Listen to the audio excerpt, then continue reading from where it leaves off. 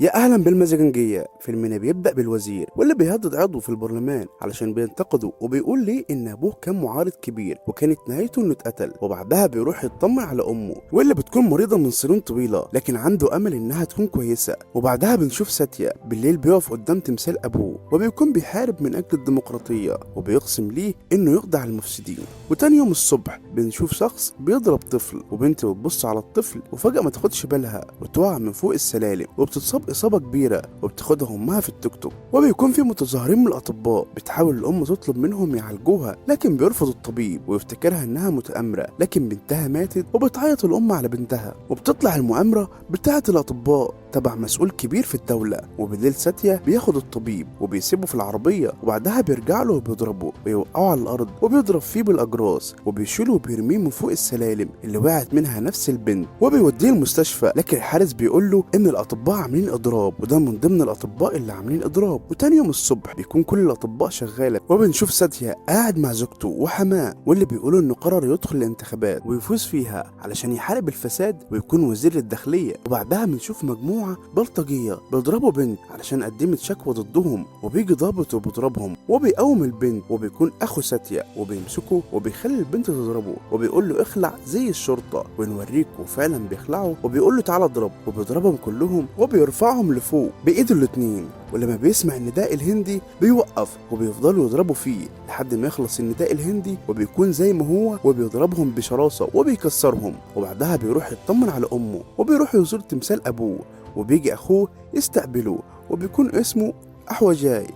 وبعدها بيروح القسم وبيتصل بيه المنقذ وبيكون أخوه ساتيا بس هو ما بيكون عارف إن هو بيهدده إنه يكون بعيد عنه. وبعدها بيحصل تسمم أطفال وبتموت الأطفال كتير وبيكونوا أطفال مسلمين اتسمموا من وجبة تبع الدولة وبيكون أنابيب الأكسجين فاضية. وبتعرف الطبيبة إن دي مؤامرة علشان الأطفال تموت. ولما بيروح ساتيا يعزيهم بيكون في ناس عايزة تعمل فوضى وأهالي الميتين بيقفوا وبيحميهم وبتقول إن الإسلام دعا للرحمة. ولما بيكون في الاجتماع بيقول رئيس المجلس إنه قاعد بيضحك وبيشرب شاي مع وجبة خفيفة وإنه باع أسطوانات الأكسجين لشركات كبرى وماتوا 40 طفل بسبب اللي عملوه. وبيخبط الترابيزة لكن بيتريق على اللي ماتوا وبيسيبهم وبيمشي. وبالليل وهم مروحين وسكرانين وبيضحكوا بيلاقوا ساتيا بيوقفهم وبيشيل موتور العربية وبيخبطهم بيه. وبعدها بيلاقوا نفسهم في تابوت ولما بيصحوا بيأكلهم من نفس أكل الأطفال اللي ماتت بيه بسبب التسمم وبياكلوا وبيتسمموا. وبعدها بيقول لهم هديكم نفس فرصة الأطفال اللي اتسمموا وبيقول لهم ما هي أسطوانة الأكسجين اللي كانت في مستشفى الأطفال وطبعا فاضية. وبعدها بيموتوا. وتاني يوم الصحافة بتتكلم عن المسؤولين اللي ماتوا. وبعدها بتيجي بنت مسلمة وأمها علشان يقبضوا المعاش بتاعهم لكن الموظف بيضرب البنت وبيوقع المصحف وبيجي الضابط جاي وبيمسك المصحف ويبوسه وبيديه للست وبيضربه بالقلم. ولما بيسمع الأذان بيقول الموظف قدامه 20 دقيقة لحد ما الست تخلص صلاتها ولو ما خلصتش أذان صرف معاشها مش هيلاقي مكان يستخبى فيه حتى في الهند. وفعلا بيجري علشان يخلص كل أوراقها. وفي نهاية الصلاة بيسلمها الشيك وبيقول له راجل لا يحترم المرأة لا يستحق الاحترام. وبيحصل سقوط كوبري وبتتصاب الأطفال كتير لكن المسؤول بيقول إن العيب من شركة الأسمنت وبيقابل المسؤول وبيكون زعلان وتعطل علشان بكرة وراه فرح بنته ومش مهم عنده الناس. وبيجي ساتيا بيخطف المسؤول بالعربية لكن أخوه بيركب فوق العربية وبيرفع عليه المسدس لكن ساتيا بيجي وبيوقفه وبيرفعه على بعض المسدسات وبيضربوا المسؤول بالرصاص وبيموت. وبيطلع الاتنين هما اللي بيحاربوا الفساد. وبنعرف إن أبوه زاد كان بيحارب الفساد والظلم. وفي يوم بيحصل حادث وأمهم كانت محتاجة نقل دم وتدخل عليهم عصابة علشان تقتله بتضربهم كلهم وبيخلص عليهم لكن بيتصف في ظهره وبيفضل يضرب فيهم بس بيطعنوه أكتر من طعنة وبيموت ومن 20 سنة في غيبوبة صدمة.